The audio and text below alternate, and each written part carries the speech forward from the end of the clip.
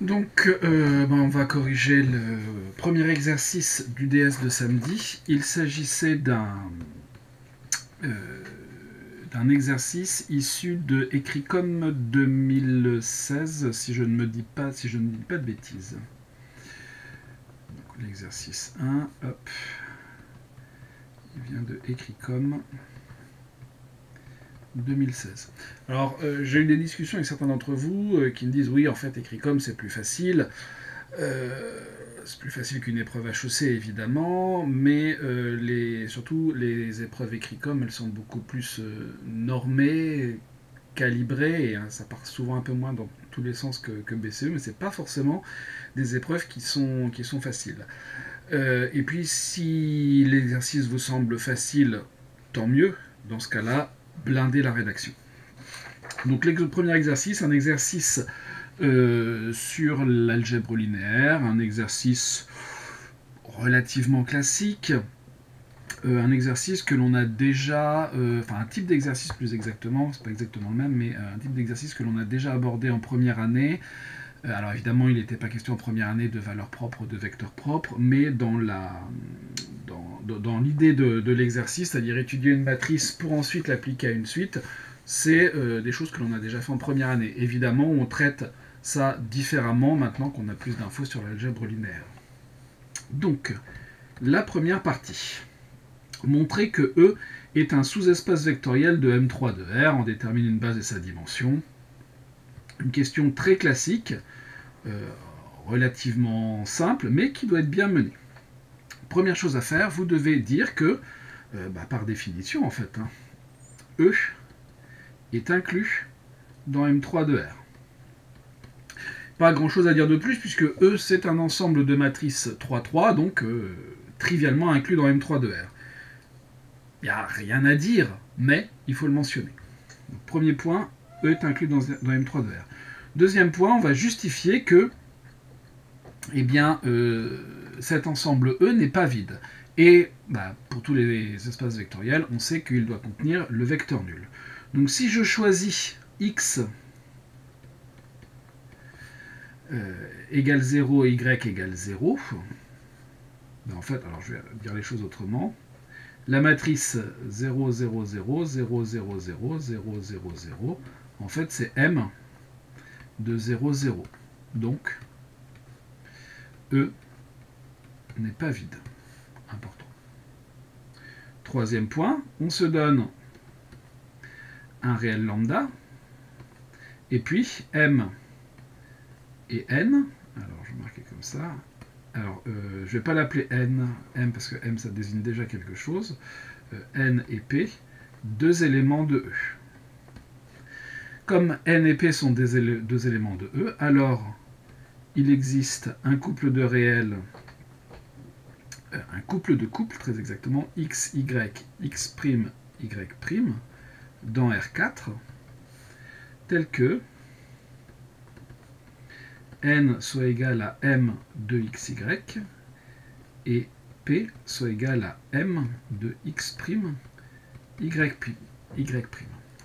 Donc on s'intéresse à lambda N plus P, c'est donc lambda M de XY plus lambda M' de X', Y'. Bon.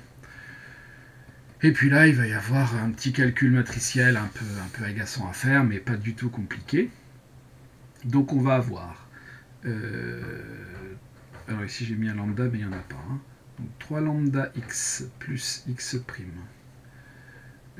lambda facteur de moins 2x plus 2y plus 2x' plus 2y'. Et puis ici 2x moins y multiplié par lambda plus 2x' moins y'. On peut le écrire. Moins, alors, lambda facteur de moins x moins y.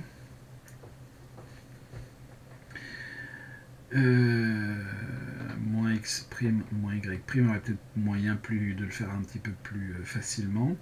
Lambda facteur de 4x moins 3y plus 4x' moins 3y'.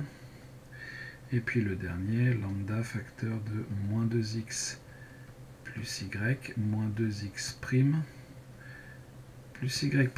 Et puis la dernière ligne, on va avoir moins 2 lambda y moins 2y', 4x moins 4y avec lambda en facteur, plus 4x' moins 4y', et puis le dernier coefficient, lambda facteur de moins x plus y, pardon, donc moins x' plus y'.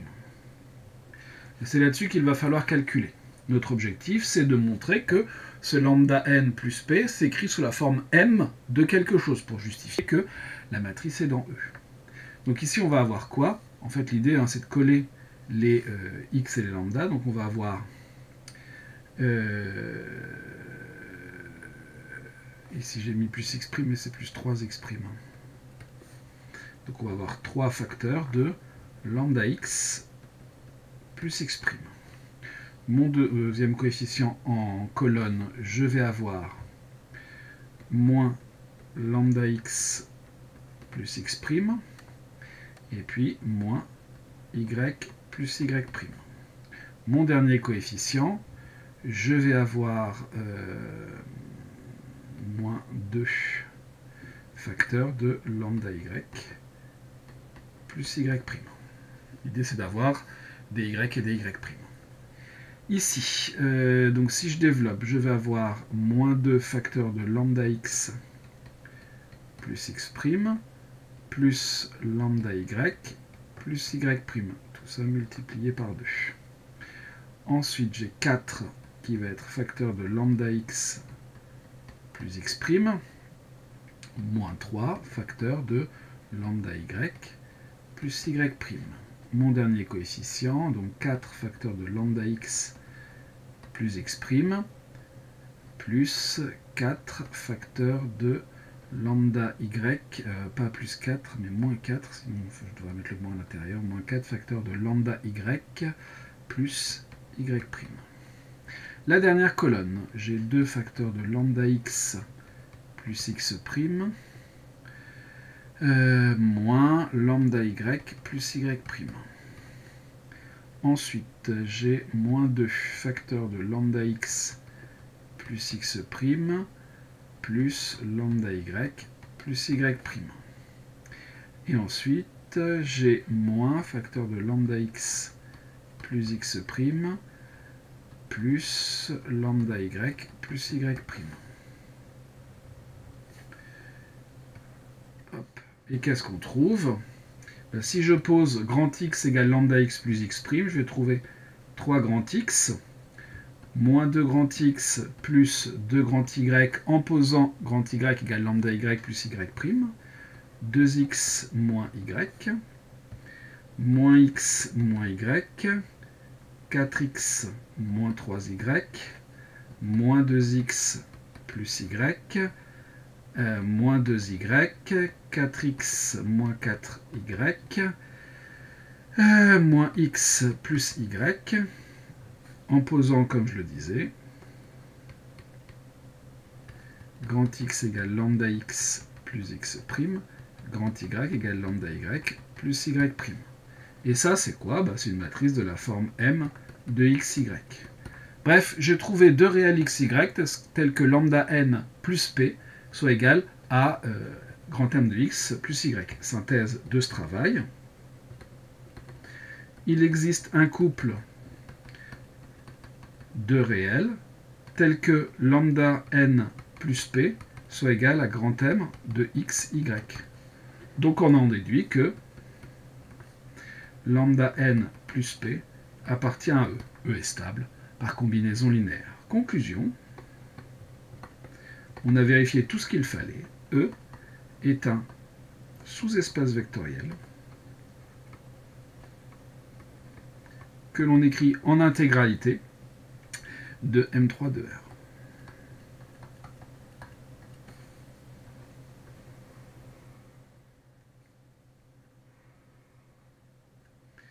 Et c'est réglé pour la première question. Pas de difficulté majeure, un peu long le calcul. Le calcul, non. l'écriture plus exactement de la matrice, mais pas de difficulté. Deuxième question. Montrez que 1, 2, 3 sont valeurs propres de A et déterminez les sous-espaces propres associés. A est-elle diagonalisable? Bon. A, c'est quoi? A est égal à M de 0, 1. M de 1, 0, pardon. C'est-à-dire, je vais avoir 3, on va avoir moins 2, on va avoir 2, on va avoir moins 1, on va avoir 4, moins 2, 0, 4 et moins 1. Voilà la matrice A. Et il faut montrer que A a 3 valeurs propres qui sont 1, 2, 3. Pour ça, il nous suffit de montrer que la matrice A moins lambda identité, A moins 2 lambda identité, A moins 3 lambda identité, ben, ces trois matrices-là ne sont pas inversibles. A moins l'identité est égal donc à, avec la matrice ici ça ira mieux, 2, moins 2, 2, moins 1, 3, moins 2, 0, 4, moins 2. Et on doit montrer que cette matrice n'est pas inversible. Bon. On peut faire du pivot de Gauss, on peut essayer d'échelonner la matrice, je pense que c'est ce qu'il y a de mieux. Échelonnons.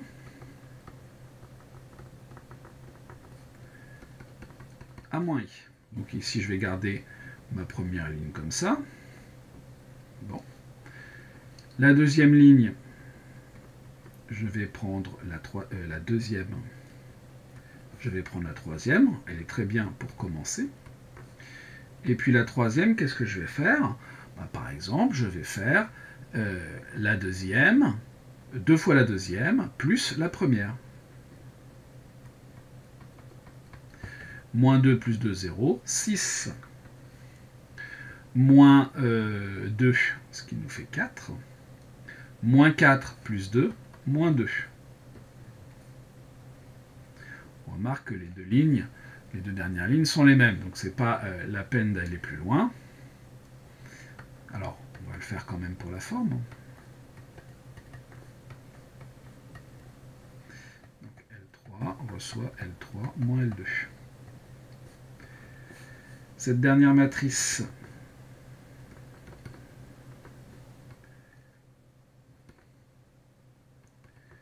n'est pas inversible.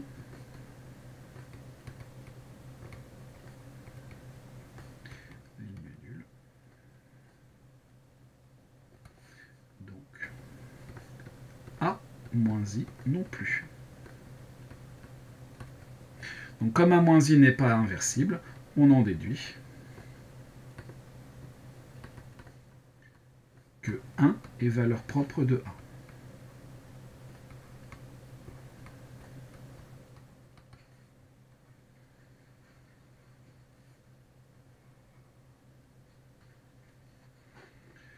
On va s'intéresser à A moins 2i cette fois.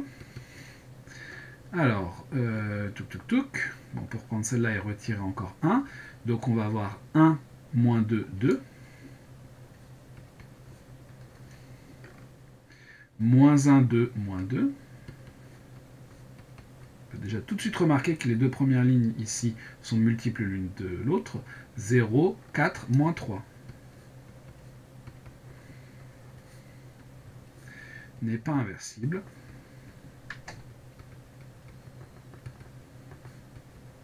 Car les deux premières lignes, ça marche aussi avec les colonnes, mais ici on n'a pas de colonnes qui soient aussi facilement identiques en fait. Car les deux premières lignes sont proportionnelles.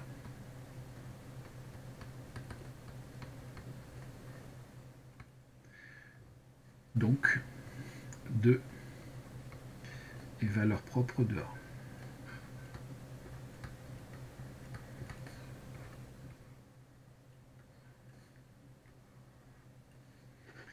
On va s'intéresser à A moins 3i.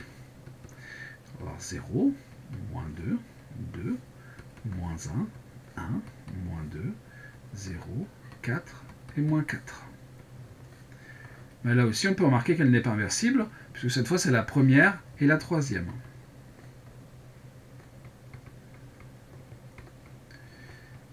Car la première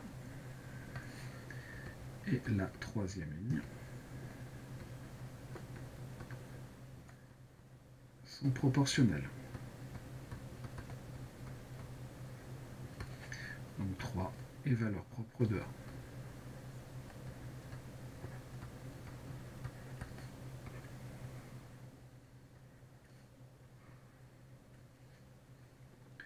A était les sous-espaces propres associés d'abord.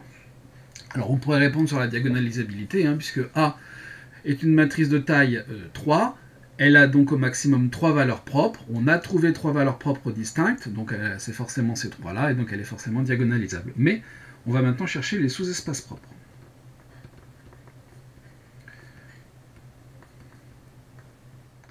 On aurait pu le faire en même temps concomitamment, au fait de montrer qu'on avait des valeurs propres. Étudions les sous-espaces propres associés. Donc on va d'abord s'intéresser à E1. Donc soit x, y, z appartenant à ker de A moins l'identité. On a le système suivant. Je reviens à ma matrice de départ. 2x moins 2y plus 2z.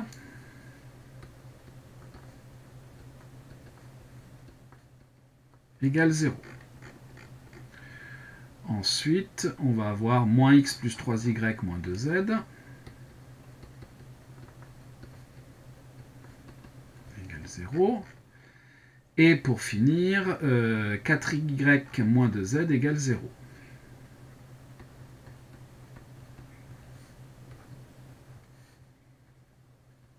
Ici, on a même x, y, z appartient à un quart de 1 moins i, si et seulement si on a ce système. Je garde la première. Alors, je ne vais même pas garder la première, je vais tout diviser par 2.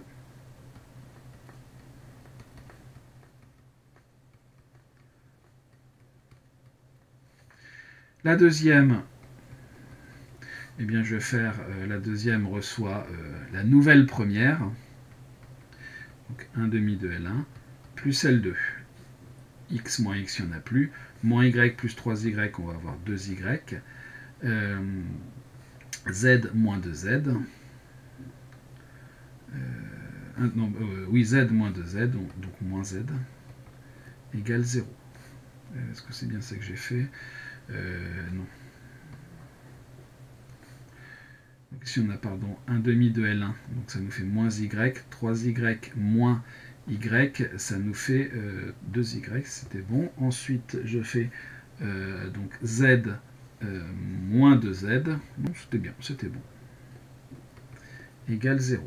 Puis la troisième, qu'est-ce que je fais? Je la divise par 2. Je remarque que j'ai la même. Nouvelle ligne. Donc on va avoir x moins y plus z égale 0. Et puis z égale 2y.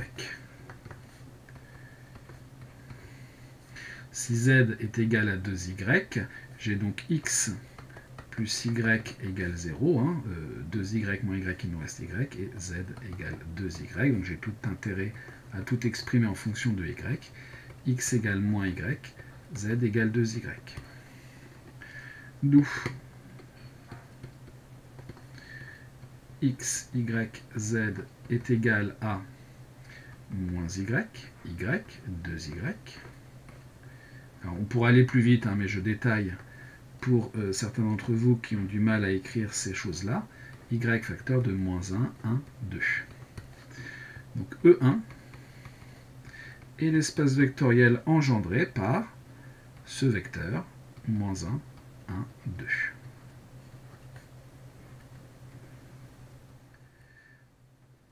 Remarquez que si vous avez résolu le système autrement, il se peut que vous trouviez un vecteur différent, mais ce n'est pas grave, pourvu que ce vecteur que vous trouvez soit collinaire au mien.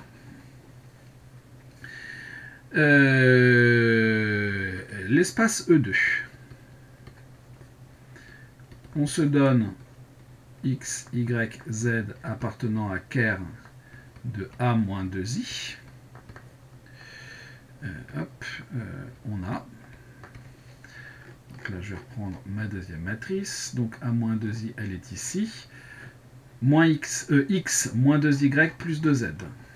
X moins 2y plus 2z égale 0. Je multiplie la matrice par x, y, z. Moins x plus 2y moins 2z. Moins x plus 2y moins 2z égale 0. On peut tout de suite remarquer qu'il y a proportionnalité, donc je vais m'empresser d'oublier cette deuxième ligne. Et puis 4y moins 3z égale 0.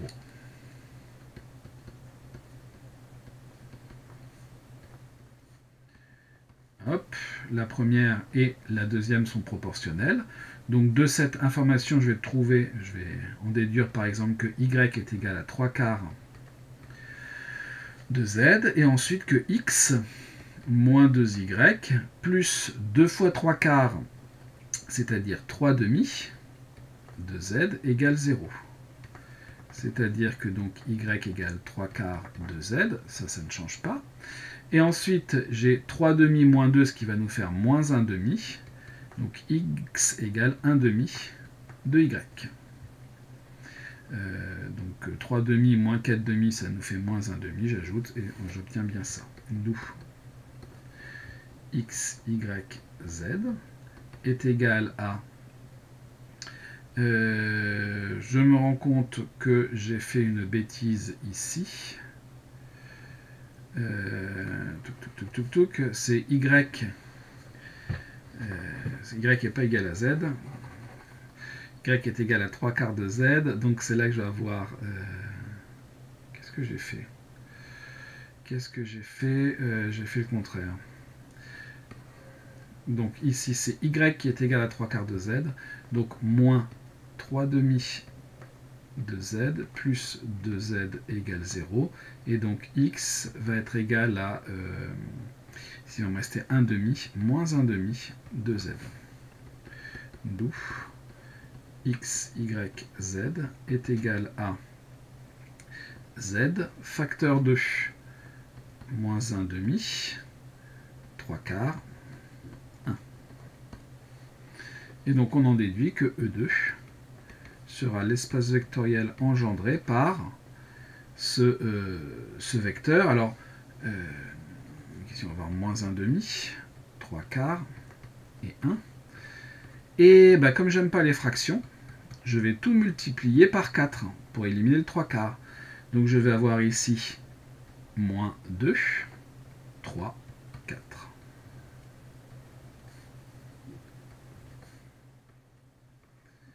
Je change la pointe de mon stylet. Voilà pour E2. Ensuite, E3, je me donne x, y, z appartenant à ker de A moins 3 fois l'identité. On a donc... Alors, moins 2x plus 2y égale 0. Alors, moins 2y plus 2z, pardon, égale 0. C'est là où le papier c'est bien pratique parce que je me suis fait tourner la page. Moins x plus y moins 2z égale 0. Et enfin, 4x, 4y moins 4z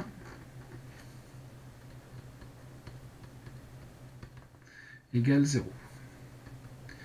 Là aussi, la première et la dernière, comme on l'a déjà vu, sont proportionnelles. On va avoir par exemple de la première z égale y, et de la deuxième, si z est égal à y, donc on va avoir moins x plus y moins 2y, donc moins y égale 0, ce qui revient à dire que z est égal à y et que x est égal à moins y.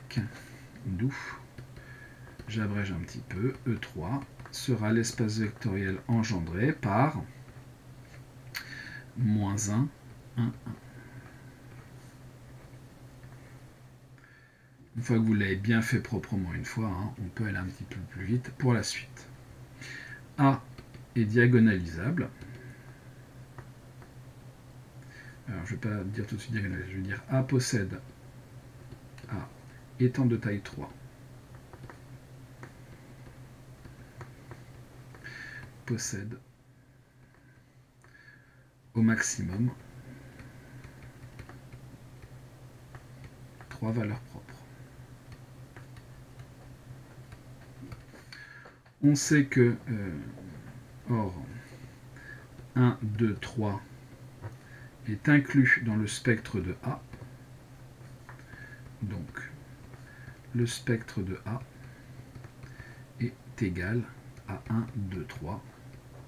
Bah, j'en ai au maximum 3 et je les ai toutes. A est de taille 3 et possède exactement 3 valeurs propres.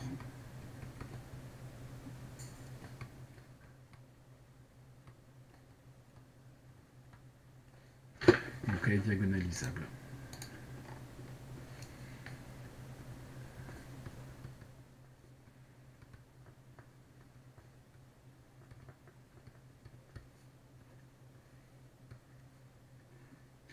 C'est des questions qui sont pas très compliquées, mais quand même un petit peu longues. On a terminé la question 2. Question 3. Déterminer une matrice P inversible telle que machin. De première ligne, 1, 2, moins 1. Bon. P étant diagonalisable. Non, c'est pas P, c'est A étant diagonalisable. Elle est semblable à la matrice DA.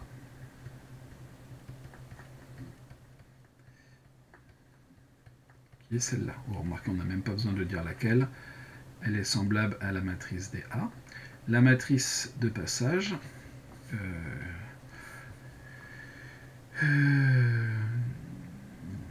DA est la matrice de A dans une base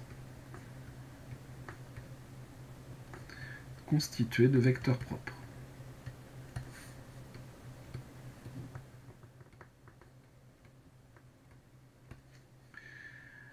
Donc, on peut choisir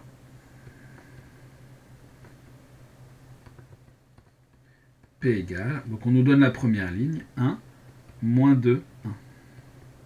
Maintenant, je vais regarder mes vecteurs. Donc, le vecteur propre que j'ai trouvé qui correspond à la valeur propre 1, c'est moins 1, 1, 2. Moi, je voudrais qu'il y ait 1. Ben, je multiplie tout par moins 1. Donc, je vais avoir 1, moins 1, moins 2.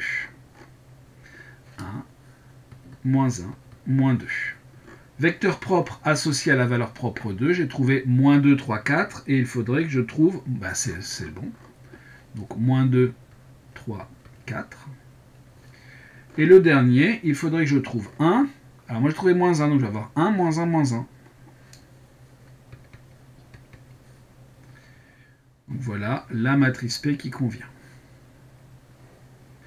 Alors notez qu'en fait, une fois qu'on a fixé la première ligne, il n'y a pas d'autres matrices possibles. Mais ça, savoir qu'il n'y en a pas d'autres, c'est pas dans le cours. Quatrième question. Alors là, une question un peu agaçante, mais bon, il faut la faire. On va utiliser le pivot de Gauss.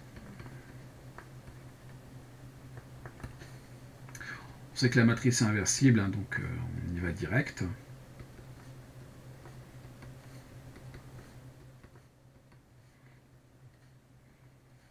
Et en parallèle,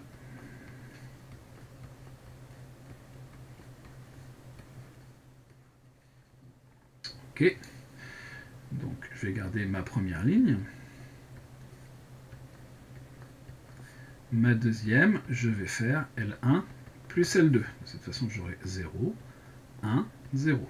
Elle est bien cette ligne-là. On a directement la bonne. Donc je vais avoir 1, 1, 0. La troisième ligne, je vais faire la troisième plus 2 fois la première. Donc moins 2 plus 2, 0. 4, moins 4, 0. moins 1 plus 2, ce qui nous fait 1. Ah bah elle est bien cette dernière ligne.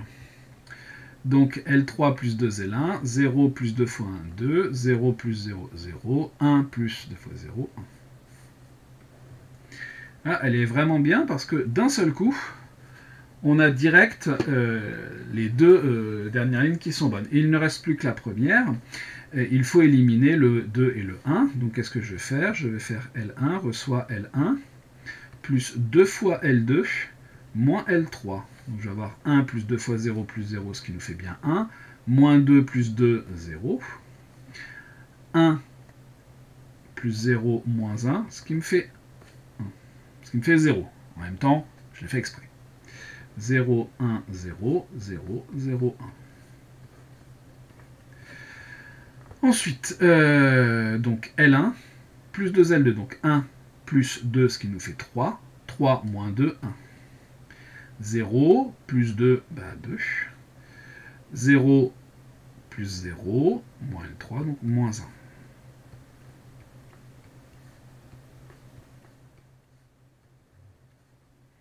Et voilà. Et on en conclut que P-1 est égal à cette matrice.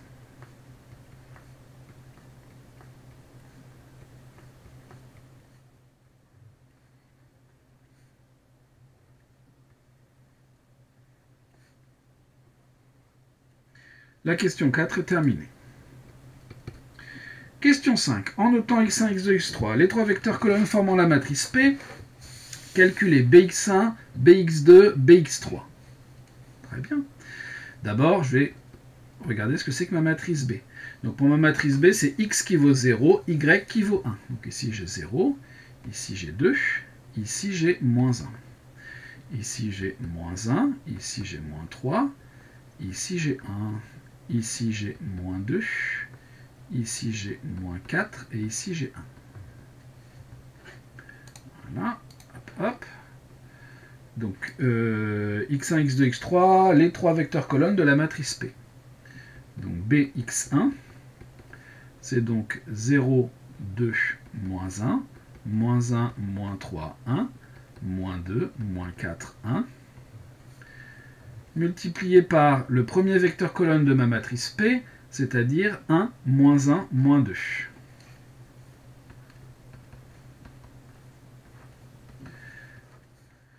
« 0, moins 2 plus 2, je vais avoir 0.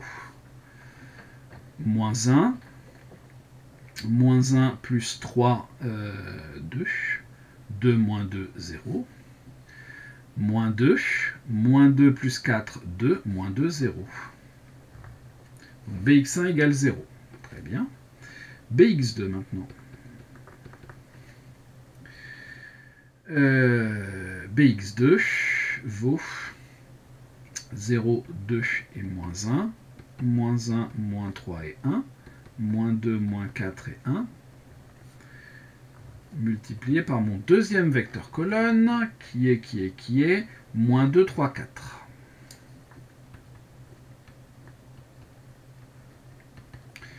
Et je vais obtenir 0, 6, 6 moins 4, 2. 2, 2 moins 9, ce qui nous fait moins 7 plus 4, moins 3. 4, 4 moins 12, 4 moins 12, moins 8 plus 4, moins 4. Et je trouve moins x2. Donc ici, je pourrais dire que bx1 est égal au vecteur nul. bx2 est égal à moins x2. Et enfin, bx3, c'est donc 0, 2 et moins 1, moins 1, moins 3 et 1, moins 2, moins 4 et 1, ça ne change pas, multiplié par mon troisième vecteur colonne, qui est 1, moins 1, moins 1.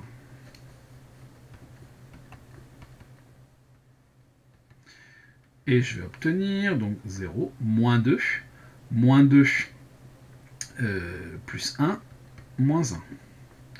Moins 1, moins 1 plus 3, ce qui nous fait 2. 2 moins 1, 1. Moins 2 plus 4, 2. 2 moins 1, 1. Et je trouve moins x3. Bx3 est égal à moins x3.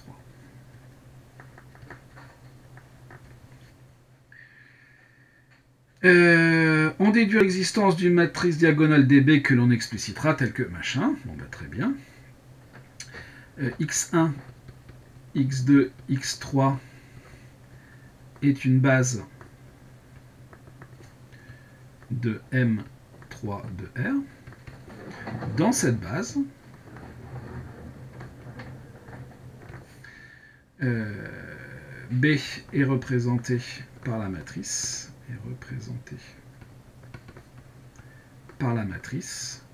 Donc Bx1, 0, 0, 0. Alors 0x1 plus 0x2 plus 0x3. Bx2, c'est 0x2. 0x1, pardon, moins x2, 0x3. 0x2, 0x1, 0x2, moins une fois x3. Or, P est la matrice de passage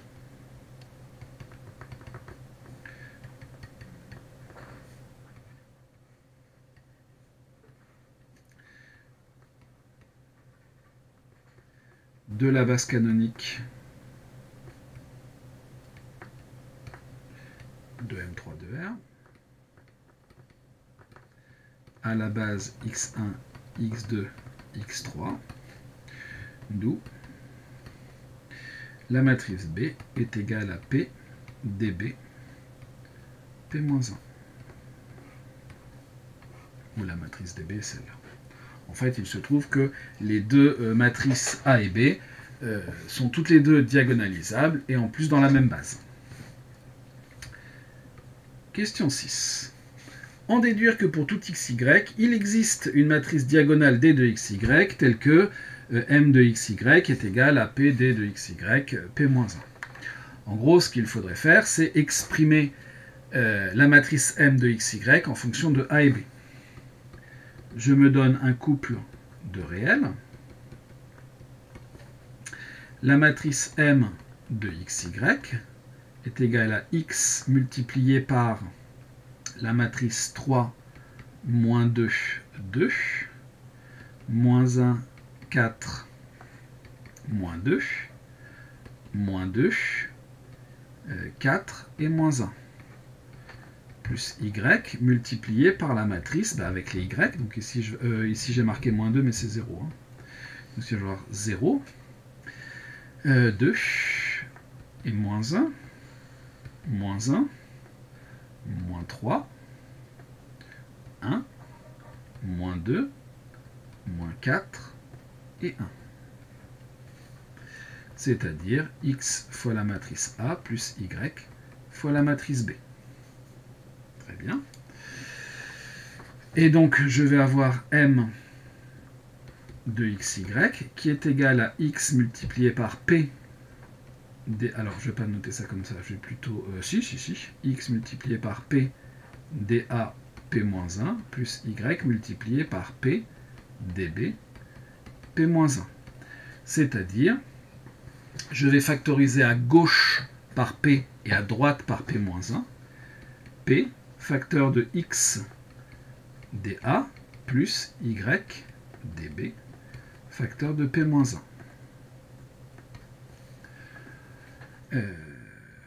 Or, x dA plus y dB va être égal à la matrice, donc x, 0, 0,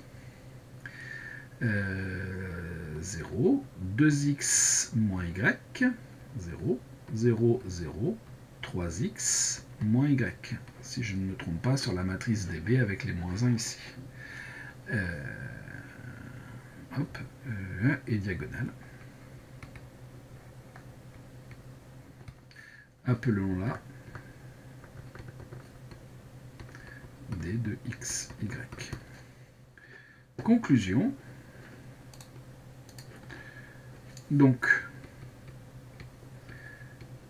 pour tout xy de R carré, il existe une matrice D de xy qui est égale donc à cette matrice x 0, 0, 0, 2x moins y 0, 0, 0, 3x moins y dans M3 de R, tel que M, je vais écrire un peu mieux le M, de xy est égal à P D de xy, P-1.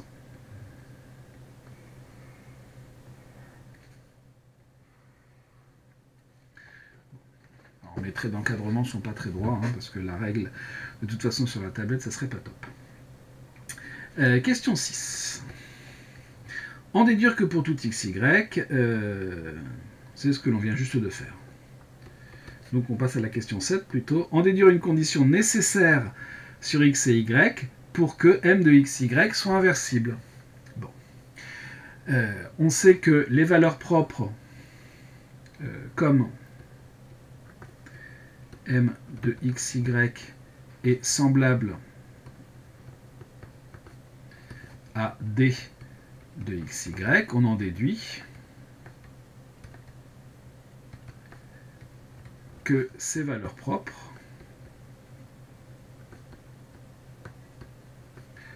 sont les coefficients diagonaux. Alors attention, ça marche avec les matrices diagonales, hein, ou avec les matrices triangulaires en fait, hein, de D de xy. Donc M, le spectre de M de xy, c'est x, 2x moins y, 3x moins y. Il se pourrait éventuellement que là-dedans, parmi ces trois expressions, il y en ait au moins deux qui soient égales. M de xy est inversible, si et seulement si 0 n'est pas valeur propre de M.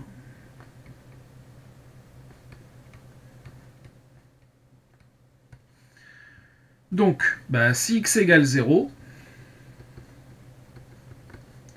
0 est valeur propre de M.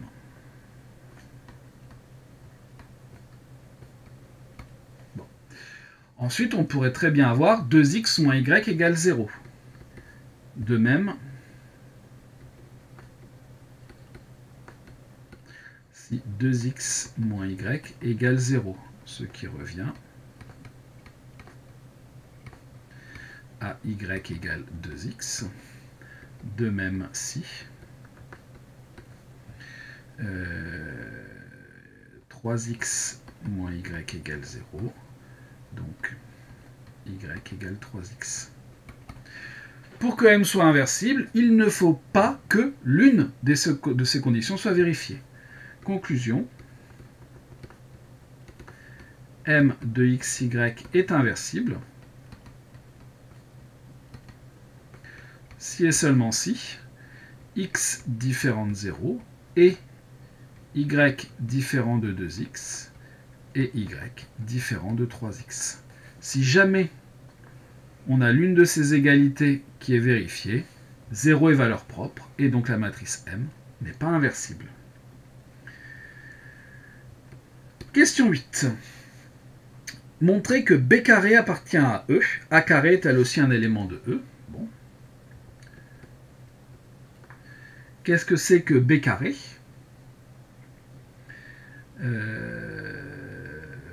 B carré, c'est quoi? On peut la faire avec PP-1, mais peut-être moyen de faire un petit peu, de faire le calcul. La matrice B, c'est quoi? Si je fais ça avec P et P-1,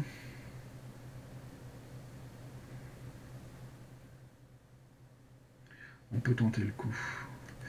C'est P dB au carré P-1. On va faire ça comme ça. Multiplié par P dB P-1, je tente le coup, hein, peut-être que ça ne donnera rien, c'est-à-dire P dB au carré P-1, c'est-à-dire P dB au carré. dB, elle est où? Alors pourquoi je fais ça comme ça, hein? Parce que la matrice dB est diagonale, donc on a 0, 1, 1.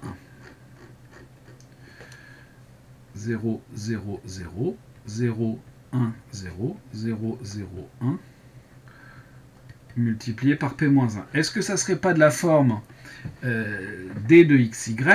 Ben si, c'est D de XY avec Y qui vaut 1 et X qui vaut 0. C'est-à-dire P D de 0, 1, P-1. Et donc, c'est-à-dire que c'est de la forme M de 0,1 en fait. Hein. Attendez que je dise pas de bêtises. Non, c'est que 0, moins 1. Si je fais 0,1, ça me fait 0, moins 1, moins 1. Donc ici, c'est de 0, moins 1, appartient à E. Ce qui nous évite du calcul. Donc B carré appartient à E. Est-ce qu'on a A carré appartient à E? Bah, A carré, c'est donc P dA au carré P-1, c'est-à-dire P 1, 0, 0, 0, 4, 0, 0, 0, 9, P-1. Et il faudrait qu'on réussisse à écrire ça sous la forme D de XY. Appartient à E. Si et seulement si, eh bien on a X qui vaut 1, 2X moins Y qui vaut 4, 3X moins Y qui vaut 9. Il faut que je trouve une valeur de X et une valeur de Y qui font que cette matrice diagonale 1, 4, 9 soit de la forme D de XY. Bon, bah, si X égale 1, c'est facile. On va avoir 2 moins Y égale 4. Et donc 3 moins Y qui vaut 9. Et on se rend compte que ça ne va pas trop coller. X égale 1. Ici, on va avoir Y est égal à moins 2. Et Y qui vaut 9, 3 moins 9, c'est-à-dire moins 6. Le système est incompatible.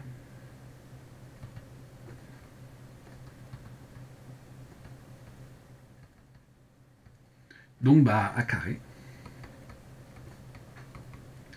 n'appartient pas à eux. Tout ça, c'était juste pour la partie A du problème. Passons à la partie B, qui devrait être logiquement un petit peu plus rapide, notamment parce qu'il y a beaucoup moins de questions. Que vaut x0? x0 est égal à A0, B0, C0. Ça, c'est une question comme on aime bien. Il n'y a pas de difficulté et ça va vite. Deuxième question. Déterminer une matrice C telle que, pour tout n, xn plus 1 est égal à cxn. C est égal à, on va avoir 3, 4 et moins 1. On va avoir moins 4, moins 5 et 1. Et on va avoir moins 6, moins 8 et 2.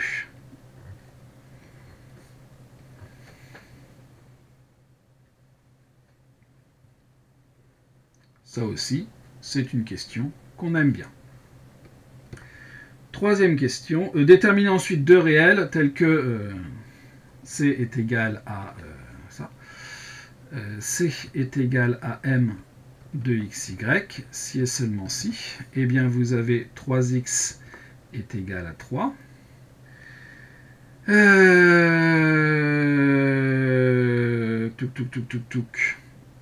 Que je regarde. Donc moins 2x plus 2y égale 4. Donc il y a beaucoup d'équations à faire. 2x moins y est égal à moins 1.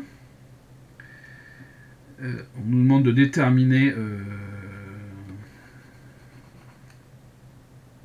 On dit quelle est cette forme-là, donc on peut aller plus vite. Donc là, avec le coefficient qui est en x, et ensuite moins 2y est égal à moins 6, ce qui équivaut à x égale 1, et y est égal à 3. Donc C est égal à m de 1,3.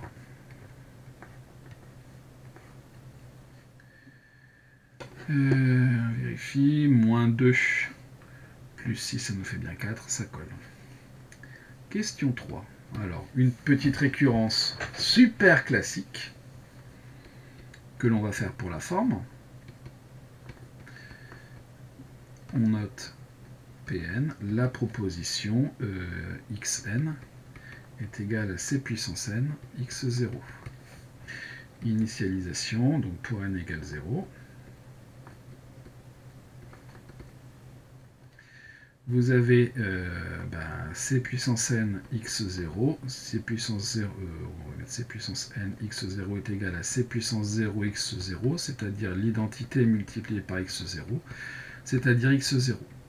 Donc la proposition P0 pardon, est vraie. Soit n appartenant à n, tel que Pn est vrai, c'est-à-dire tel que xn est égal à c puissance n x0. Xn plus 1 est égal à cx puissance n, c'est-à-dire c multiplié par c puissance n x0 par hypothèse de récurrence.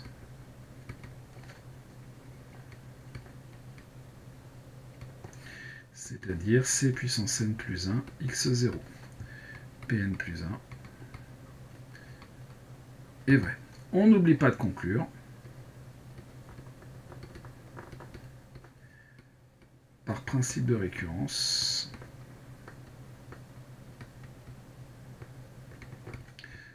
pour tout n appartenant à n, xn est égal à c puissance n x0.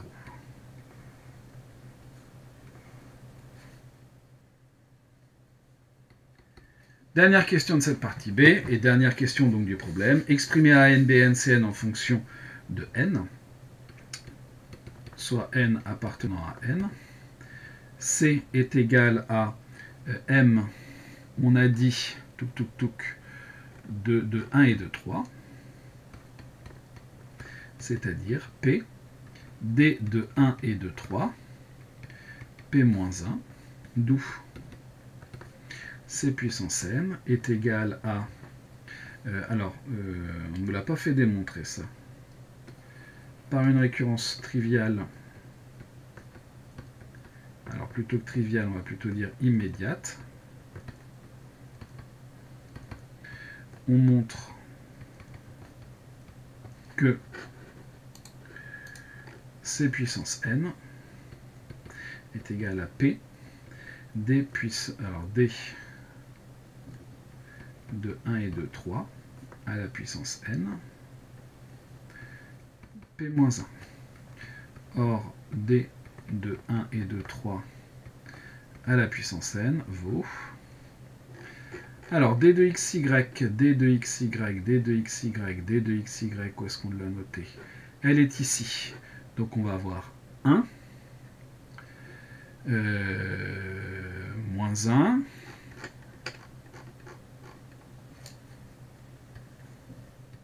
et ici c'était 3x moins y, donc 3 moins 3, 0.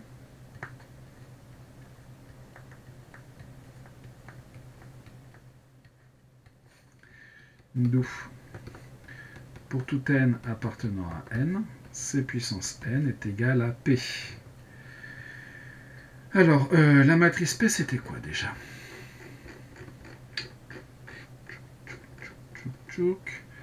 Elle est là. Donc, ce qu'on va faire, c'est qu'on va faire un copier-coller. Plutôt de tout recopier à la main.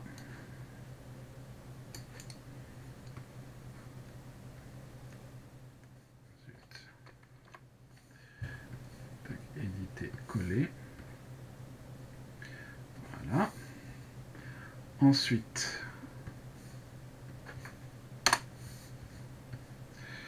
D de 1 et de 3 à la puissance n, et puis pareil, on va aller prendre p-1 et faire un copier-coller.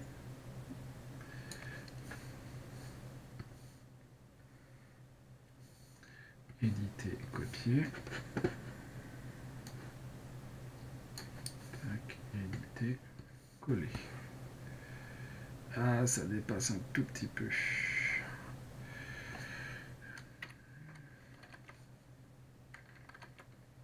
On va juste effacer ça.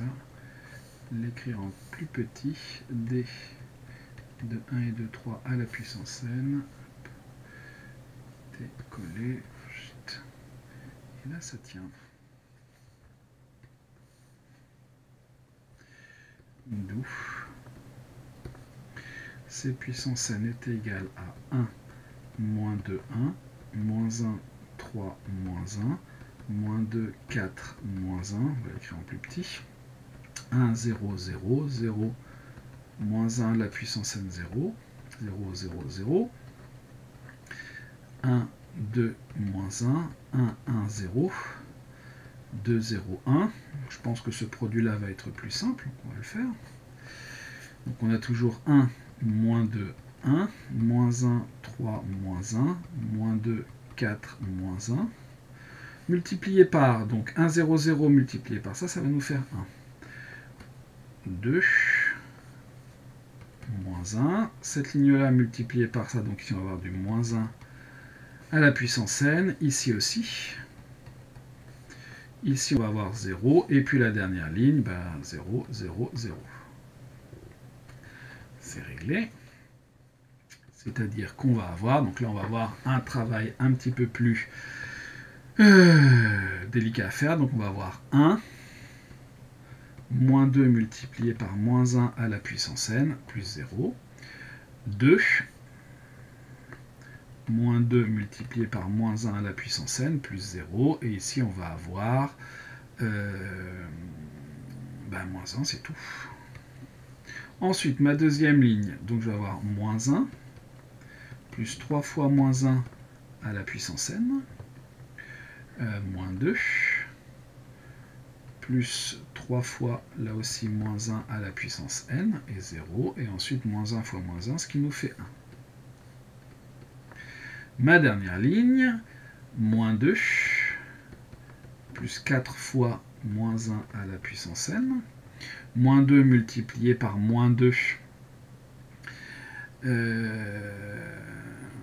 2 multiplié par moins 2, ce qui va nous faire moins 4, plus 4 multiplié par moins 1 à la puissance n, et enfin, 2. Et voilà, nous,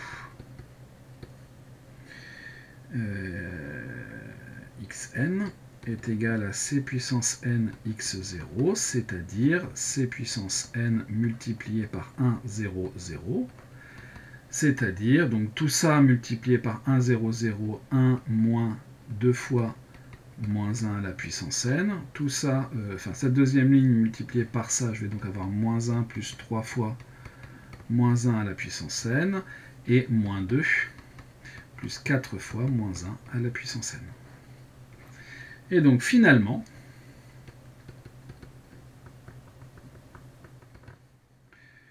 pour tout n appartenant à n est égal à 1 moins 2 fois moins 1 à la puissance n, bn est égal à moins 1 plus 3 fois moins 1 à la puissance n, cn est égal à moins 2 plus 4 fois moins 1 à la puissance n. Une partie B qui était beaucoup plus rapide que la partie A. Et voilà pour cet exercice.